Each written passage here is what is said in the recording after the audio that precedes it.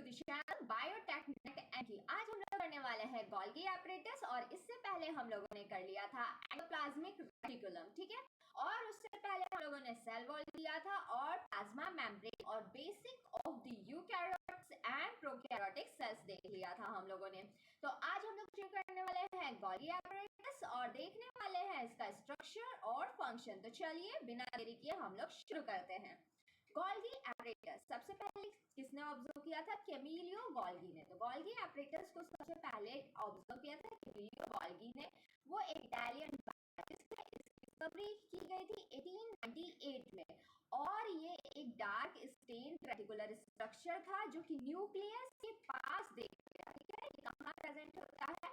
Nucleus के पास present होता है और ये और भी अदर तरह के सेल टाइप्स में पाया गया और इसका नाम दिया गया गोल्गी एपरेटस या फिर गोल्गी कॉम्प्लेक्स, ठीक है। और ये मेम्ब्रेन बाउंड सेल ऑर्गेनल है। यूकैरियोट्स में membrane bound cell organelles present होते हैं और गोल्गी एपरेटस भी वैसा ही एक मेम्ब्रेन बाउंड सेल ऑर्गेनल है, ठीक है, जिसमें series of flattened membranous sac present होते हैं जिसको क्या कहते हैं? सिस्टर्नी कहते हैं। ये कैसे दिखते हैं? ये स्टैक ऑफ पाउचेस की तरह दिखते हैं, ठीक है। तो ये स्टैक पाउचेस की तरह दिखते हैं और इन्हें कहा जाता है सिस्टर्नी, ठीक है। इसे क्या कहा जाता है? इसे कहा जाता है सिस्टर्नी, ठीक है।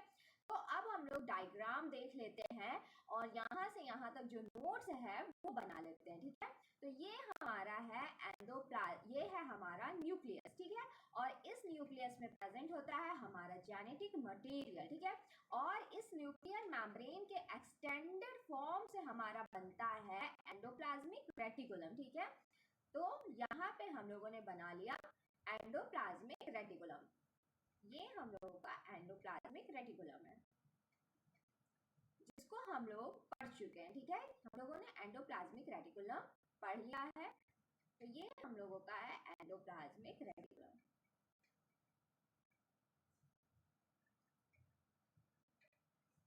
और अगर इसमें राइबोसोम्स प्रेजेंट होते हैं तो ये बन जाता है हमारा रफ एंडोप्लाज्मिक रेटिकुलम, ठीक है। तो ये हम लोगों ने अपना एंडोप्लाज्मिक रेटिकुलम बना लिया है।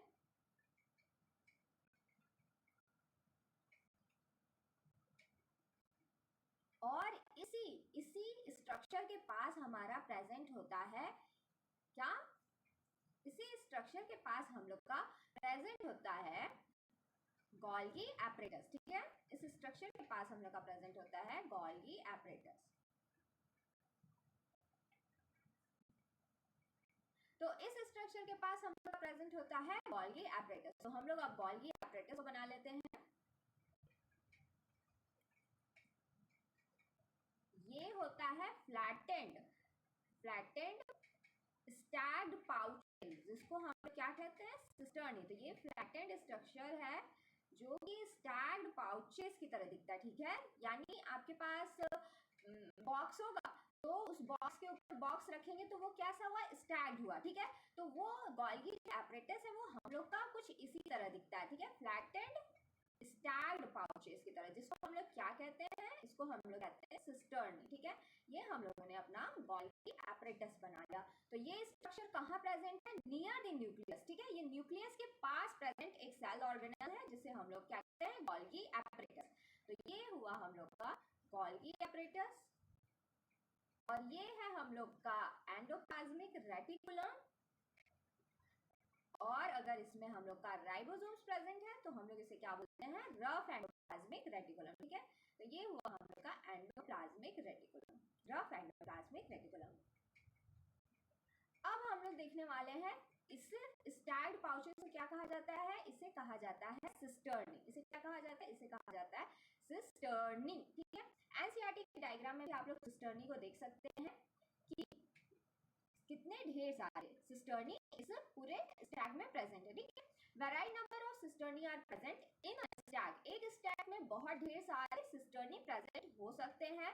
जैसा कि आप लोग ये देख सकते हैं ये पूरा एक स्टैक है और इसमें बहुत ढेर सारे varied number of cisternae are present, ठीक है। अब हम लोग देखते हैं the membrane of each cisterni in a stack separate its internal space from the cytosol. तो जो मेम्ब्रेन होती है सिस्टर्नी की वो इसके इंटरनल स्पेस को सेपरेट यानी अलग करती है साइटोसोलिक फ्लूइड से। तो ये हमारा माना कि पूरी सेल है। तो यहाँ पे हम लोग का ये क्या प्रेजेंट है, यहाँ पे हम लोग का साइटोप्लाज्मिक फ्लूइड प्रेजेंट है, ठीक है। यहाँ पे हम लोग का क्या प्रेजेंट है, साइटोप्लाज्मिक फ्लूइड प्रेजेंट है। अब ये है हम लोग का साइटोप्लाज्मिक फ्लूइड, ठीक है। ये हम लोग का साइटोप्लाज्मिक फ्लूइड है और इस फ्लूइड को सेपरेट करती है ये जो गोल्गी एपेरेटस की ल्यूमेन है उससे। तो ये इंटरनल एनवायरनमेंट और आउटर एनवायरनमेंट साइटोप्लाज्मिक फ्लूइड को सेपरेट आउट करती है। तो ये हम लोग का क्या है, ये है हम लोग का गोल्गी एपेरेटस का ल्यूमेन, ठीक है, जीए ल्यूमेन, जिसमें इसी का जीए ल्यूमेन यानी गोल्गी एपेरेटस का ल्यूमेन फ्लूइड होता है, ठीक है। इसमें फ्लूइड जो प्रेजेंट होता है वो डिफरेंट होता है साइटोप्लाज्मिक फ्लूइड से, ठीक है। तो जो साइटोप्लाज्मिक फ्लूइड होता है वो हम लोग का रिड्यूसिंग एनवायरनमेंट होता है। ये कैसा होता है एनवायरनमेंट, रिड्यूसिंग होता है। और जो हम लोग का ईयर ल्यूमेन का फ्लूइड होता है उसका एनवायरनमेंट होता है ऑक्सीडाइजिंग, ठीक है, ऑक्सीडाइजिंग। और तो और एक बार और एक कॉन्सेप्ट यहाँ से आप लोग ये भी समझ लीजिए कि जो हम लोग का एंडोप्लाज्मिक रेटिकुलम का ल्यूमेन है, डिफरेंट कलर यूज कर लेते हैं हम लोग, जो हम लोग का एंडोप्लाज्मिक रेटिकुलम का फ्लूइड होता है, एंडोप्लाज्मिक रेटिकुलम यानी कि जो हम लोग का ईआर ल्यूमेन होता है, ल्यूमेन वो सिमिलर होता है किसके, वो इक्विवेलेंट होता है गोल्गी एपरेटस। सिमिलर यानी सेम नहीं, सिमिलर होता है, इक्विवेलेंट होता है गोल्गी एपरेटस पे जो ल्यूमेन या जो इन्वॉल्वमेंट होता है उसके, और ये इक्विवेलेंट होता है एक्स्ट्रा सेल्यूलर मैट्रिक्स के, यानी जो सेल के बाहर फ्लूइड प्रेजेंट होता है वो उसके इक्विवेलेंट होता है, ठीक है। तो गोल्गी ल्यूमेन का जो भी इन्वायरमेंट होगा वो इक्विवेलेंट होगा या ल्यूमेन के एंडोप्लाज्मिक रेटिकुलम के, और उसका इन्वायरमेंट इक्विवेलेंट होता है एक्स्ट्रा सेल्यूलर मैट्रिक्स के। तो गोल्गी ल्यूमेन और ईआर ल्यूमेन का इन्वायरमेंट सिमिलर होता है एक्स्ट्रा सेल्यूलर फ्लूइड के, ठीक है। यहाँ से ये कॉन्सेप्ट आप लोग समझ लीजिएगा। और इसके बाद लिखा है कि वो इसी इंटरनल एनवायरनमेंट और instar separates internal space from the cytosol, from the cytosol. तो जो सिस्टर्नी होता है वो इसी इंटरनल स्पेस यानी जो गोल्गी एपरेटस के ल्यूमेन में जो इन्वायरमेंट होता है उसे सेपरेट करता है साइटोसोलिक इन्वायरमेंट से, ठीक है। इसके बाद है the Golgi cisternae are concentrically arranged near the nucleus. कहाँ प्रेजेंट होती है, न्यूक्लियस के पास प्रेजेंट होती है वो, वहीं पे लार्जर अमाउंट में पाई जाती है, ठीक है।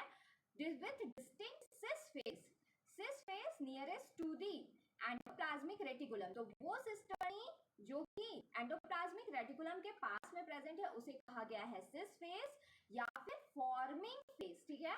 और ट्रांस फेस, एंड दूसरा फेस का क्या नाम है, ट्रांस फेस, जो कि सिस्टर्नी, वो सिस्टर्नी जो कि एंडोप्लाज्मिक रेटिकुलम से दूरी पर मौजूद है उसे कहा गया है ट्रांस फेस, ठीक है।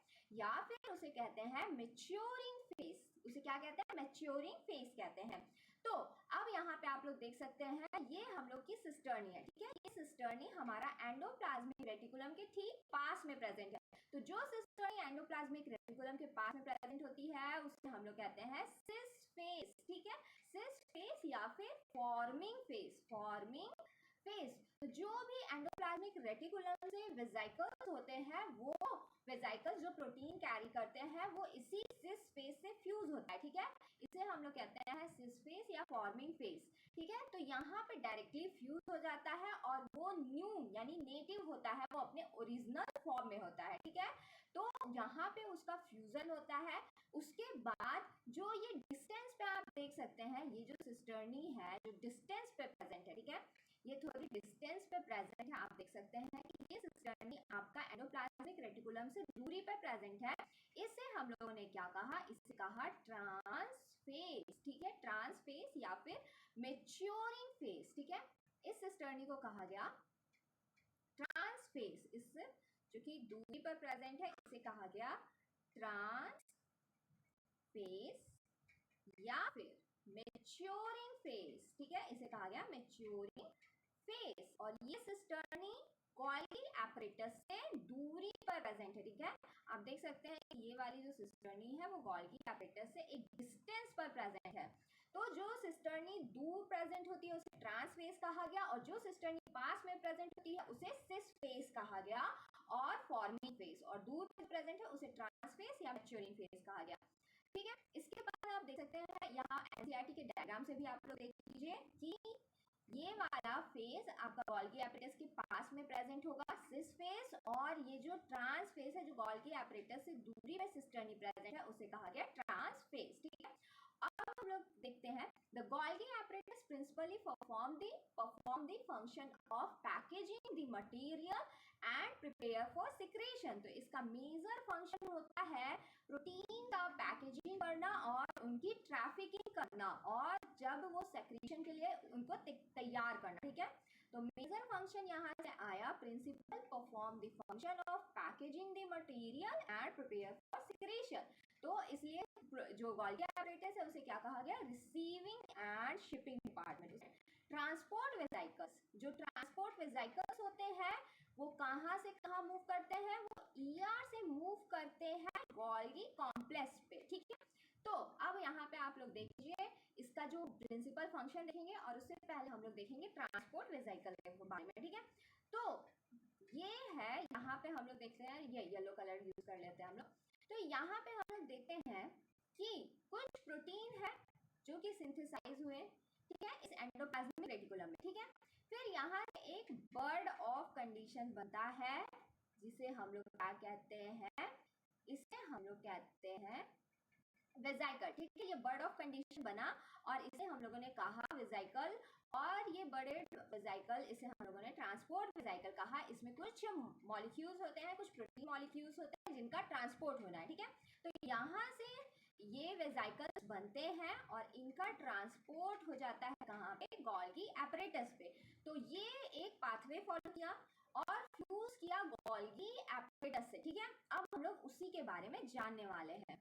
The material to be secreted moves, यही जो वेजाइकल, यही ट्रांसपोर्ट वेजाइकल है, वो कहाँ से कहाँ मूव कर रहा है, ये वेजाइकल आपका एंडोप्लाज्मिक रेटिकुलम से, एंडोप्लाज्मिक रेटिकुलम से मूव कर रहा है गोल्गी पे। ठीक है, तो the material to be secreted, जिस मटेरियल को सिक्रीट होना होता है उस वो मूव करता है ईआर से गोल्गी एपरेटस, और गोल्गी एपरेटस से उसके रिस्पेक्टिव लोकेशन पे उसको ट्रांसपोर्ट कर दिया जाता है, उसके टारगेट लोकेशन पे उसका ट्रांसपोर्ट किया जाता है। ठीक है, the material to be secreted move from ER to Golgi apparatus during which vesicle are budded off. तो वेसिकल क्या होते हैं, बडेड ऑफ होते हैं, यानी वेसिकल का पिंच ऑफ होता है ईआर से। ठीक है, उसके बाद वो वेसिकल ट्रैवल करते हैं और गोल्गी एपरेटस के सिस फेज पे फ्यूज करते हैं। कहाँ पे, सिस फेज पे फ्यूज करते हैं। ठीक है, तो ये वेसिकल है आपका, यहाँ पे ये वेसिकल आपका फॉर्म हुआ, यहाँ से इस बर्ड का पिंच ऑफ हुआ, इस वेसिकल का पिंच ऑफ हुआ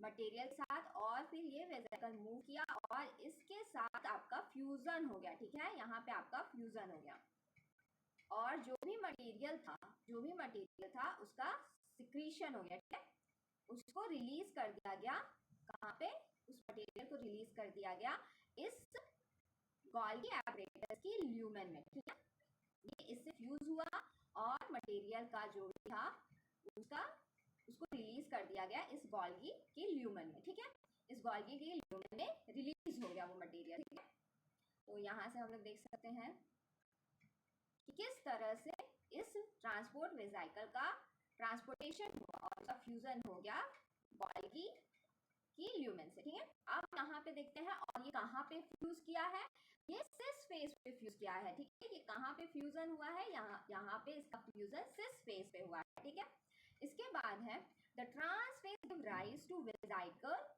जो ट्रांस फेज है वापस से एक वेसिकल को बनाता है और उसका पिंच ऑफ होता है। ठीक है, फिर क्या हुआ, ये जो प्रोटीन, ये जो मटेरियल है, ठीक है, ये जो मटेरियल है ये यहाँ पे ट्रांसपोर्ट हुआ और ट्रांसपोर्ट होते होते ये कहाँ आता है, यहाँ पर आता है। ठीक है, ये जो ट्रांस फेज है वहां पर आता है, फिर यहाँ से एक वेसिकल का फॉर्मेशन होता है और वैसे ही वेसिकल का pinch of, vesicle bud formation करता है और उस वेसिकल का पिंच ऑफ होता है, और फिर यहाँ से जो रिस्पेक्टिव लोकेशन होती है वहां पे उसका ट्रांसपोर्ट होता है। ठीक है, The trans phase give rise to vesicle that pinch off and travel to the other sides. ठीक है, और other side पे उसका ट्रांसपोर्टेशन हो जाता है. These vesicle can fuse with the plasma membrane. ये वेसिकल या तो प्लाज्मा मेम्ब्रेन से फ्यूज होंगे, ठीक है, ये वेसिकल या तो प्लाज्मा मेम्ब्रेन से फ्यूज होते हैं या फिर और अपना जो कंटेंट होता है उसे रिलीज कर देते हैं, या फिर ये दूसरे सेल ऑर्गेनल से फ्यूज होकर अपना कंटेंट जो होता है, अपना जो डिलीवर करना होता है उस कंटेंट को अदर सेल ऑर्गेनल में रिलीज करते हैं, ठीक है। प्रोटीन सिंथेसाइज बाय राइबोसोम, जो प्रोटीन्स होते हैं राइबोसोम के द्वारा सिंथेसाइज किए जाते हैं रफ एंडोप्लाज्मिक रेटिकुलम में, उनका जो मॉडिफिकेशन है वो इसी सिस्टर्नी में होता है, इसी गोल्गी एपरेटस के सिस्टर्नी में होता है, जो ट्रांसफेज से रिलीज होने से पहले, ठीक है। जैसे कि कुछ स्पेसिफिक मॉलिक्यूल्स होते हैं, कुछ स्पेसिफिक सुगर्स होते हैं जिनका अटैचमेंट किया जाता है उस प्रोटीन में उसे रिलीज करने से पहले, ठीक है। और Golgi apparatus is the central, Golgi apparatus को क्या कहा जाता है, central membrane organelle for trafficking and post translational modification of protein and lipid in the cell. Also it is an important site for formation of glycoproteins and glycolipids. तो यहाँ से हम लोग मेजर फंक्शन देख लेते हैं इसका, गोल्गी एपरेटस का। तो जो मेजर फंक्शन यहाँ से निकल के आया वो क्या हुआ, major function of Golgi apparatus. तो ये सेंट्रल मेम्ब्रेन ऑर्गेनल है, ठीक है, यही मेन सेंट्रल मेम्ब्रेन ऑर्गेनल है, मेन ऑर्गेनल है जो प्रोटीन की पैकेजिंग और सिंथेसिस के लिए, प्रोटीन की पैकेजिंग और उसकी ट्रैफिकिंग के लिए रिस्पॉन्सिबल होता है, ठीक है। तो ये होता है सेंट्रल मेम्ब्रेन ऑर्गेनल जो कि किसके लिए रिस्पॉन्सिबल होता है, प्रोटीन की पैकेजिंग, प्रोटीन की पैकेजिंग के लिए और उनकी ट्रैफिकिंग के लिए, ठीक है, एंड ट्रैफिकिंग, प्रोटीन की पैकेजिंग और उनकी ट्रैफिकिंग के लिए। और इसका क्या फंक्शन है, यहाँ पे पोस्ट ट्रांसलेशनल मॉडिफिकेशंस होते हैं, यानी प्रोटीन सिंथेसाइज होने के बाद जो भी मॉडिफिकेशन होना होता है वो यहीं पर होता है, इसी गोल्गी के सिस्टर्नी पर, ठीक है। ये साइट होता है, site for post translational modification. ये किसके लिए है, ये site for post translational modification, जिसे हम लोग पीटीएम बोल देते हैं, पोस्ट ट्रांसलेशनल मॉडिफिकेशन के लिए। और क्या होता है यहाँ पर ये प्रोटीन्स का भी पोस्ट ट्रांसलेशनल मॉडिफिकेशन करती है और लिपिड्स का भी, प्रोटीन एंड लिपिड्स, ठीक है, लिपिड सिंथेसिस होते हैं ईआर में, जो प्रोटीन और लिपिड सिंथेसिस होते हैं ईआर में, उनका मॉडिफिकेशन यहाँ पे होता है, कहाँ पर, गोल्गी एपरेटस के सिस्टर्नी पर, ठीक है। तो गोल्गी एपरेटस एक मेजर साइट है पोस्ट ट्रांसलेशनल मॉडिफिकेशंस के लिए प्रोटीन और लिपिड्स का। और इसके बाद ये किसके लिए इंपॉर्टेंट है, यही फॉर्मेशन का, यही एक इंपॉर्टेंट साइट है, इंपॉर्टेंट साइट फॉर, ये एक important site for formation of glycoprotein and glycolipids, ठीक है, ग्लाइकोलिपिड्स। तो ग्लाइकोप्रोटीन और ग्लाइकोलिपिड से आप क्या समझते हैं, जब प्रोटीन सिंथेसाइज हो जाता है और उसमें किसी भी तरह का मॉडिफिकेशन करना होता है शुगर का, तो उसे उस शुगर के एडिशन को हम लोग ग्लाइकोप्रोटीन कहते हैं, यानी proteins with sugar, protein with carbohydrate, ठीक है। और सेम विथ लिपिड्स, जब लिपिड सिंथेसाइज हो जाता है और उसमें किसी भी तरह का स्मॉल मॉडिफिकेशन होता है कार्बोहाइड्रेट्स का, तो उसे हम लोग क्या कहते हैं, ग्लाइकोलिपिड्स कहते हैं, ठीक है। तो ये हो गया, ये मॉडिफिकेशन किसका होता है, कार्बोहाइड्रेट्स का, या फिर आप शुगर कह सकते हैं, कार्बोहाइड्रेट्स, और ये प्रोटीन है, और यहाँ पे सेम विद कार्ब्स, ठीक है। तो यहाँ से हम लोगों ने मेजर फंक्शन देख लिया। अब ये कैसे होता है, यहाँ पे ये जो पाथवे है सेक्रेटरी पाथवे को एक बार हम लोग देख सकते हैं। हम लोगों ने मेजर फंक्शन देख लिया, हम लोगों ने स्ट्रक्चर देख लिया। अब हम लोग जो वेसिकल का ट्रांसपोर्ट होता है उसका मैकेनिज्म देखते हैं। तो यहाँ से आप लोग देख सकते हैं कि ये वेसिकल का फॉर्मेशन हुआ, वेसिकल का पिंच ऑफ हुआ और वेसिकल फ्यूज कर दिया सिस फेज से, ठीक है। फिर उसके बाद इस पूरे पाथवे में यहाँ से यहाँ तक के प्रोसेस में उसमें कुछ मॉडिफिकेशन होने होते हैं, तो वो मॉडिफिकेशंस होते हैं उस प्रोटीन मॉलिक्यूल्स पे, ठीक है। उस प्रोटीन मॉलिक्यूल्स पे मॉडिफिकेशन होते हैं और उसके बाद आप देख सकते हैं यहाँ पर, ठीक है, यहाँ पर आप देख सकते हैं यहाँ से वापस से उसी वेसिकल का फॉर्मेशन होने लगता है, ठीक है। एक सेकेंड, इसे नहीं, इस वाले सिस्टम पे बनाते हैं, ठीक है। ये आपके वेसिकल्स हैं, ठीक है। तो यहाँ पर ऐसे ढेर सारे वेसिकल्स बनते रहते हैं। तो यहाँ पे आपका वापस से वेसिकल का फॉर्मेशन होता है, ठीक है। यहाँ से वापस से बर्ड बनता है और उस बर्ड का क्या हो जाता है, उस बर्ड का उस बर्ड का उस वेजाइकल का पिंच ऑफ हो जाता है। तो यहाँ पे आपका वापस से वेजाइकल बना और इस वेजाइकल का पिंच ऑफ हुआ, ठीक है, इस वेजाइकल का वापस से पिंच ऑफ हुआ, ये वेजाइकल यहाँ से टूटा और निकला, ठीक है। तो इसमें मॉडिफाइड प्रोटीन सब होंगे, ठीक है, इसमें मॉडिफाइड प्रोटीन्स होंगे जिसमें किसी स्पेसिफिक टाइप का शुगर एडिशन होगा या स्पेसिफिक टाइप के अमाइनो एसिड सीक्वेंस होंगे, ठीक है। तो वो सीक्वेंस होंगे और या ये वेजाइकल फ्यूज करता है प्लाज्मा मेम्ब्रेन से। तो ये वेजाइकल या तो फ्यूज करेगा प्लाज्मा मेम्ब्रेन से, ये हमारा प्लाज्मा मेम्ब्रेन है, या फिर वो किसी और सेल ऑर्गेनेल से जो वेजाइकल है उस वो फ्यूज कर देता है और अपना जो कंटेंट है उसे रिलीज कर देता है। अब हमारा यहाँ पे एक वर्ड आया था रिसीविंग एंड शिपिंग डिपार्टमेंट। हम लोग गोल्गी एपरेटस को क्या कहते हैं? रिसीविंग एंड शिपिंग डिपार्टमेंट कहते हैं, ठीक है। तो हम लोग इसे रिसीविंग एंड शिपिंग डिपार्टमेंट क्यों कहते हैं? ठीक है, रिसीविंग एंड शिपिंग डिपार्टमेंट हमने गोल्गी एपरेटस को कहा।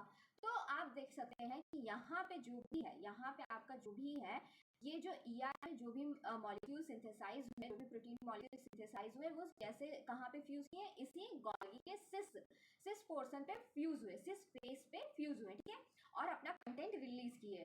तो गोल्गी ने क्या किया? गोल्गी ने पहले कंटेंट को रिसीव किया, ठीक है, उस कंटेंट को रिसीव किया और उसके बाद उसमें मॉडिफिकेशंस किए, ठीक है, मॉडिफिकेशंस किए और उसके बाद उसकी शिपिंग कराई। हमारे घर कोई कुरियर आता है तो जो कुरियर बॉय होते हैं वो कैसे अपना डिलीवर करते हैं कोई भी पैकेज, हमने उस पे एड्रेस लिखा होता है, ठीक है, हमारा वो जो पैकेज होता है उस पे एड्रेस लिखा होता है। तो वो एड्रेस पढ़ के ही हमारे घर तक जो भी डिलीवरी होती है, जो भी पैकेज होते हैं उसकी डिलीवरी करते हैं, ठीक है। तो वैसे ही जो गोल्गी एपरेटस है वो भी सेम फंक्शन करती है, ठीक है। तो कोई मॉलिक्यूल्स जो प्रोटीन मॉलिक्यूल है यहाँ फ्यूज हुए, उनका मॉडिफिकेशन इस पूरे पाथवे में हो रहा है और ट्रांसफेज से रिलीज होने से पहले तक, ट्रांसफेज रिलीज होने के पहले उस पे क्या होता है, उसी एड्रेस को क्या करते हैं, ऐड किया जाता है, उसी एड्रेस को ऐड किया जाता है और फिर वहां से जहां डिलीवरी करनी होती है वहां पे वो डिलीवर हो जाता है। तो जब कोई ट्रांसपोर्ट वेजाइकल के फॉर्म में रिलीज होता है, वेजाइकल ट्रांसपोर्ट वेजाइकल्स होते हैं जब रिलीज होते हैं ट्रांसफेज से, तो उससे पहले उनके पास वो एड्रेस मिल चुका होता है, ठीक है। तो इसीलिए हमारा जो गोल्गी एपरेटस है उसको क्या कहा गया है? Receive and shipping department. तो ये बिल्कुल वैसे ही काम कर रहा है, ठीक है। तो यहाँ से होप आप लोगों का जो गोल्गी एपरेटस होगा वो पूरा क्लियर हो चुका होगा। तो आज हम लोगों ने गोल्गी एपरेटस पूरा कंप्लीट कर लिया है। अगर आपकी कोई भी क्वेरीज हो तो कमेंट बॉक्स में लिख के बताएं और अगर आपको लगा हो कि नहीं यहाँ पे गलत है तो आप वो भी कमेंट बॉक्स में लिख के बताएं। और अगर वीडियो अच्छी लगी हो तो like, comment and subscribe the channel. आज के लिए इतना ही। नेक्स्ट हम लोग करने वाले हैं लाइसोसोम्स, ठीक है। तो मिलते हैं लाइसोसोम के साथ, तब तक हमारे साथ बने रहे और वीडियो को लाइक, कमेंट और सब्सक्राइब करें। Bye bye.